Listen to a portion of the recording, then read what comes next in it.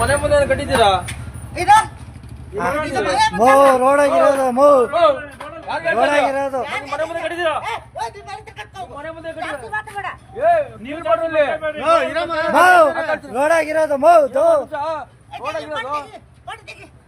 ನೀನ್ ಅಂಡಿ ಒಳಗಿಲ್ಲ, ಅದು ರೋಡ್ ಆಗಿರೋದು. ಮೋರಿಮೆಯಿಂದ ಆಚೆಗಿರೋದು ಇದು ರೋಡ್ ಇರೋದು.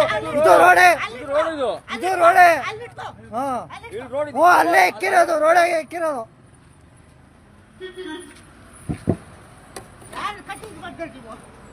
ನಿಮ್ಮ ಜಾಗ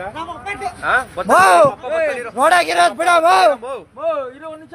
ಹಲೋ ಹೆಂಗ್ಸೂರ್ ಮಾತ್ರ ಏನಪ್ಪ ನೀನ್ ಬರಪ್ಪ ಮಾತ್ರ ಬರ್ಲಿ ಬಿಡ್ರಿ. ಬರ್ಲಿ ತೊಂದರೆ ಕೊಡ್ತಾ ಇದೀರ ನಾವು ಇಲ್ಲ ತಾನೆ. ಅಲ್ಲಿ